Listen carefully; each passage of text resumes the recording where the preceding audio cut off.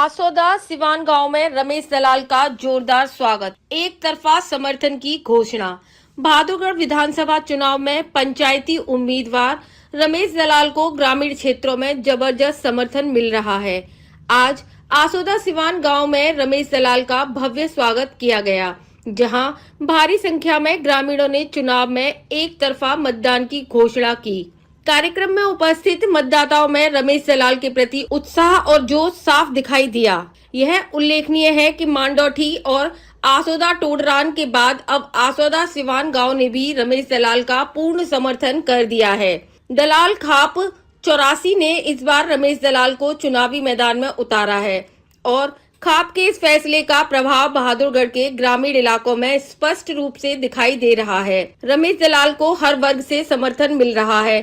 उनके अभियान में समाज के सभी तबके, चाहे वह किसान हो, युवा हो, व्यापारी हो या महिलाएं, बढ़ चढ़कर हिस्सा ले रही हैं और उन्हें अपना समर्थन दे रहे हैं। मेरा घर है आसोदा। भाईचारे ने जो भाई का स्वागत, साथ, समर्थन, आशीर्वाद देना चाहिए वही काम किया। मैं गदगद हूँ कि मेरे भाई इस चुनावी युद्ध में मेरे साथ खड़े, इसलिए जीत निश्चित है। और कोई न कोई ऐसा फार्मूला हम बना रहे हैं कि 1 लाख वोट अकेला रमेश दलाल लेकर के जाए। अभी तो 10 दिन बाकी हैं, देखना आप क्या क्या होने वाला है। और एक तरफ बहादुर अब की बार जाएगा, क्योंकि एक अकेला 3 पे भारी रमेश दलाल अब की बारी ये सबकी जुबान पे चढ़ चुका है और रोज हमारा चुनाव ऊपर जा रहा है।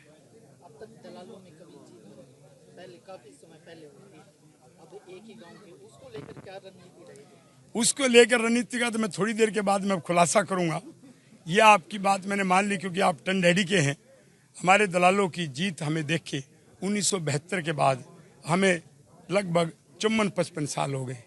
तो 54-55 साल से दलाल तरस रहा है, तो इसलिए जो हमारी कमी थी उनको हमने दूर कर लिया। अब आप देख रहे हो कि किस प्रकार से हमारे साथ हैं और अब की बार दलाल खाप की जीत निश्चित है। रमेश दलाल तो सिर्फ एक,